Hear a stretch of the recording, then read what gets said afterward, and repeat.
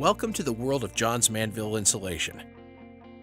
Let's walk through the process of insulating walls to achieve the recommended R value so you can see how easy and painless the job can be, one that anyone can do with a few instructions.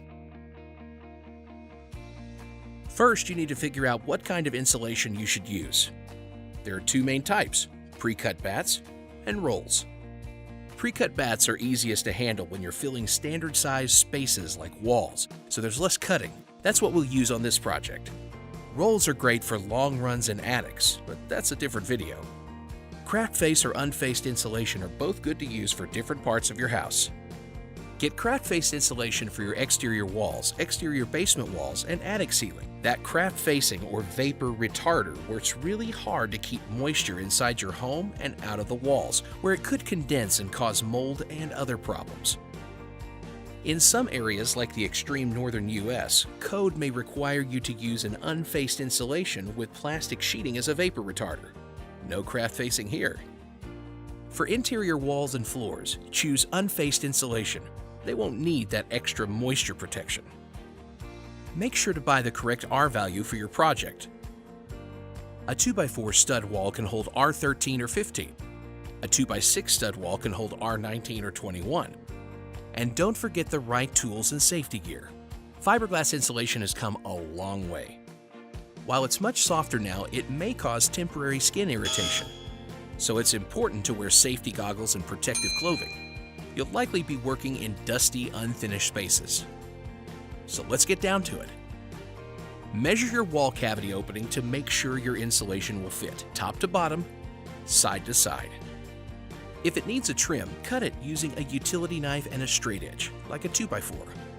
If you're working with a space that's narrower than your insulation, cut it down the center for a good fit. For craft face insulation, all you need to do is press it into the wall cavity, paper side facing toward you. Make sure you push it all the way to the back, especially the corners and edges. Then pull it forward a bit so the insulation expands and fills the entire space. Tiny pockets in the insulation prevent the heat and cold from moving through the wall. So while your insulation should be snug in the wall cavity, try not to compress the insulation or else you'll lose those pockets and lower its insulating power, or R value. These craft face batts have a flange, this overhanging paper piece, that you can staple onto the framing. Grab your staple gun to hold your insulation into place. Or don't. Friction alone will hold the insulation in place. There are a couple different ways to staple your insulation. One way is inset stapling.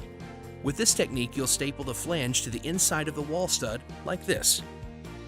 You'll want to use this method if your next step is to hang drywall because it ensures you have a smooth surface on the stud. It makes drywall hanging much easier. The other technique is face stapling, where you staple the flange to the front of the wall stud. For both techniques, you'll want to place your staples about 8 inches apart and make sure you don't leave any gaps or stretch it too tight.